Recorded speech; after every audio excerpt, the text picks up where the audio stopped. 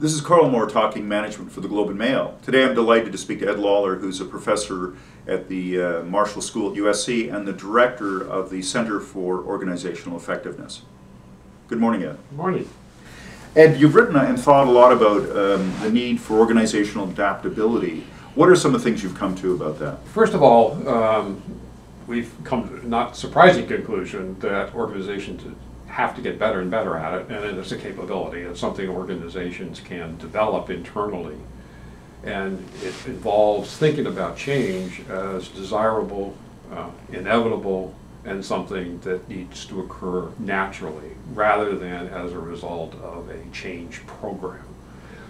What got me interested in it actually is the high failure rate of organizational change efforts, depending on whose data you look at. In major corporations, most change efforts fail. Questioning whether it's 70% or 60% or 90% you can fight about, but clearly organizational change is not something that has been very well managed and handled successfully. And as I've thought about it over the years, having tried a number of changes myself that failed, it became increasingly obvious to me that organizations are designed not to change. They're designed to operate in a disciplined, consistent, stable way.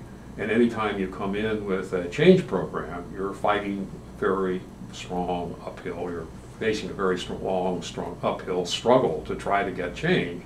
So rather than fight, why not think of how you create organizations that are more adaptable and seek change?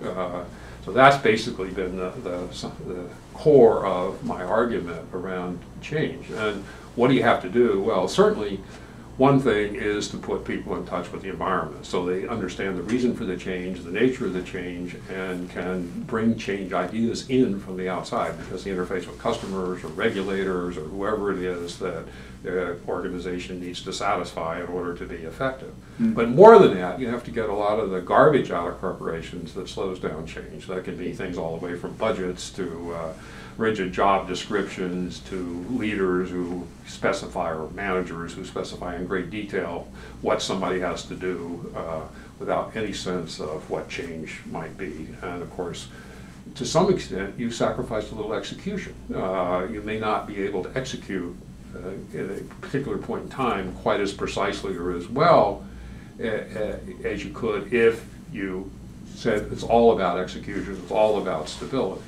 So if you look at financial results, one of the things we're finding as we're doing company analysis is that companies that are good to change often don't have the spikes of success that companies that aren't good at change have, but they also don't have the spikes of failure, where they're way out of tune with the environment. They tend to be steadier, profit growing. They don't set big, hairy, audacious goals. They set moderate goals.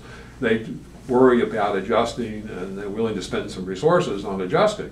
So if they get a real winner, they may not carry it to quite such extreme up, but then when that winner runs out, they don't have the collapse that you see in a Kodak or somebody where their competitive advantage has disappeared because they didn't have a second act. They have a second act. They may not capitalize quite as much on Act 1 or whatever the right number is. Okay.